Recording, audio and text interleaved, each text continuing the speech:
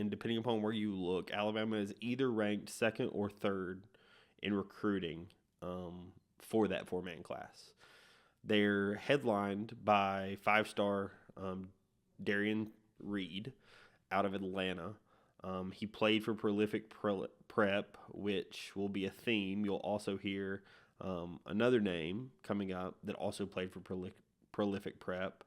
That's also going to be the high school that AJ DeBanza plays at, a bigger commit that everybody's looking for 2025. There are quite a few guys that play over at Prolific Prep. It's a really big boarding school for basketball for anybody that's unaware out in California. So that's going to be where Darion played his high school ball, especially at the end. He's out like as I mentioned, he's out of Atlanta, Georgia. He's going to be a 6'7", 6'8" wing. I would say he is a more athletic version of Brandon Miller.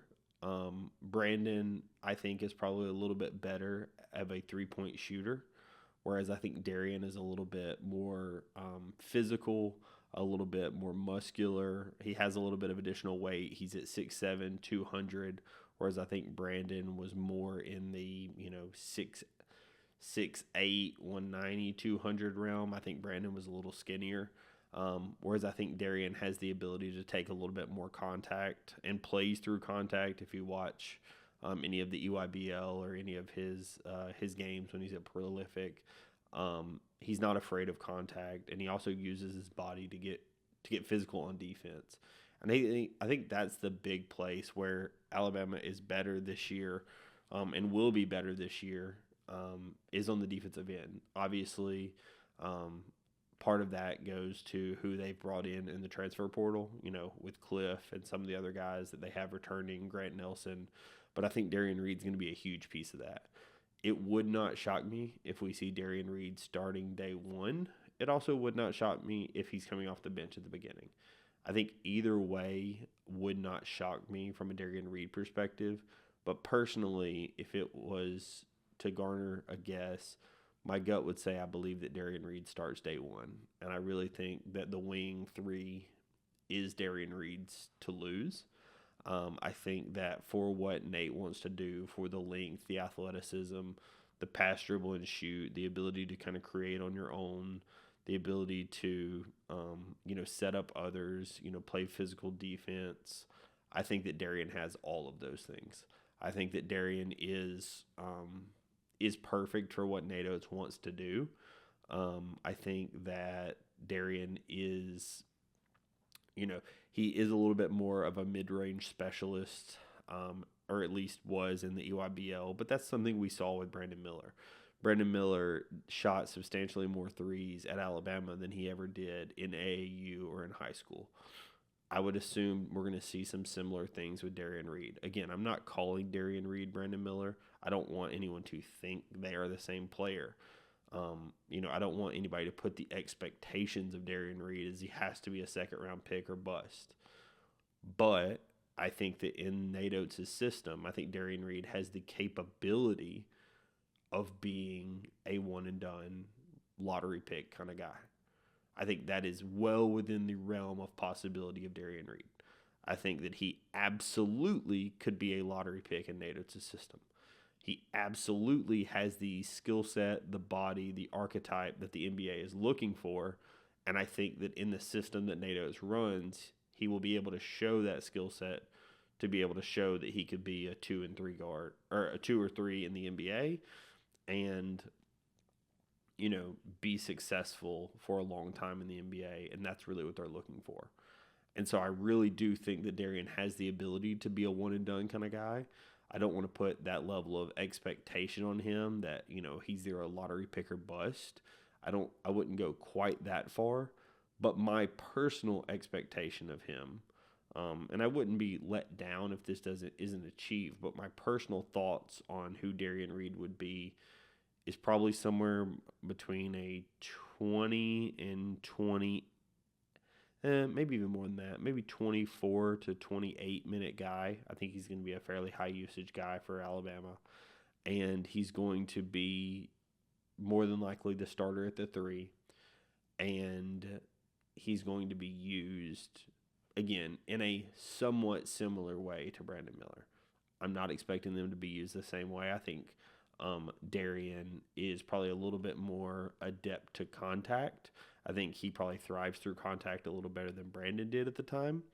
But I think that is where I would expect Alabama to use a guy like Darion Reid.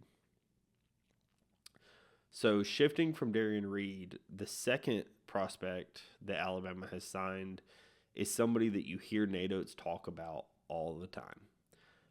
When you hear him talk about the incoming freshman and the style of basketball that he likes to play, you will often hear Aiden Sherrell's name pop up. He's a guy that was out of Detroit. He played also at Prolific Prep, as I mentioned, that Prolific Prep thing. Aiden is a guy that has all the capability that Nate Oates wants. He's officially listed at 6'11", 220. My personal instinct is that Aiden's going to need to gain a little weight to be able to truly hold his own down low with some of the size that we encounter in the SEC. It would not shock me if we see him struggle a little early in the season against some of the better teams that we play if they have a really dominant big man where Alabama is having to maybe help with the 4, maybe have Grant Nelson help or something like that, similar to how we saw Jaron Stevenson. Jaron Stevenson early in the season against Clemson got absolutely destroyed by Shefflin last year. But then Jaron Stevenson, when they played Clemson in the Elite 8, Jaron Stevenson had a great game, right? So I think it's a situation like that where, you see a freshman that just has to, gain some weight, gain some maturity, gain some just knowledge of how people are going to play against them and gain some strength. I think Aiden, obviously, because Jaron reclassed, it's a little bit different because Aiden has an extra year on him. But I do think it's a situation where Aiden will need to gain a little weight. But what Aiden does is he's an elite shot blocker. He can absolutely drain the 3. And he is a rim runner, right? He can pass, he can dribble, he can shoot, but he can also rim protect, right? And at the end of the day, that's what Nate Oates wants. Is he would love to have 5 guys who can pass, dribble, and shoot, but he wants his 5-man to be able to rim protect. The way that they want to play defense is they want to be able to have their guards be able to kind of gamble a little bit because they have a big man down low that can erase mistakes. That's what you saw when we had Charles Bediako. That's what we're hoping to get out of Khalif Amori. That is what Aiden Sherrell brings to the table. Aiden Sherrell is clearly going to be the backup to Cliff. So Aiden I do not think will be starting hardly at all this season, barring an injury in the front court. But I do think Aiden is going to play substantial minutes. I think that the speed at which Alabama plays isn't super conducive to having one big man play 30 minutes, right? We see that out of our guards, but even last season when you saw Latrell Wrightsell go down, you saw the issues that came up with Mark Sears and Aaron Estrada playing minutes that they maybe weren't used to, right? They were playing closer to 38 to 40 minutes, and it was just more than they were really built to handle. It would be better for our guards to play in the 32 to 34 range, right? So that they're getting some level of rest during the game. I think on the big man standpoint, I would expect, obviously, Cliff to get more minutes than Aiden, but I would still expect Aiden to probably get somewhere between 18 and 22 minutes, right? I could definitely see lineups where we go a little where, we even slide Aiden to the 4. I think that it's really going to depend on the Jaron Stevenson front, right? If Jaron Stevenson comes back, I think that you're really going to have Aiden playing the 5 mostly. And you're going to have Grant and Jaron playing the 4. You're going to have Aiden and Cliff playing the 5. But if Jaron Stevenson decides to stay in the draft, I could definitely see lineups because of Aiden's shooting ability that you play Cliff and Aiden together if you have a team that, maybe has some better big men and you're not as worried about fouls. I think that Alabama is going to have the flexibility to play the lineup how they want, right? I think that, again, I think the majority of the time Aiden is going to be playing the five. And if he does that, his minutes are probably going to be slightly limited due to the fact that obviously we have Cliff. So it would not shock me if, without Cliff, Aiden was a, mid to high 20-minute per game guy versus with Cliff if he's a, 16 to low 20 minute per game guy, right? Because obviously there's going to be, without foul trouble, there's going to be limitations on how much you're able to play somebody, right? Nate doesn't like to substitute just for the sake of substituting, but he also wants to play fast. And typically, your big guys are going to be the ones that's conditioning not goes first, but just due to the size, they're not able to run for a full 40 minutes at the speed that Nate Oates wants to run. So it would not shock me if Aiden got a few extra minutes than Cliff would get in some other system, just because Oates plays so quickly. I think in some other systems it wouldn't shock you if Aiden only played, 10 to 12 minutes a game. I think Oates is going to get him more than 10 to 12 minutes a game, right? I think that is very clear. I think Oates really, really likes Aiden's game, and he's going to find him more than 10 to 12 minutes per game.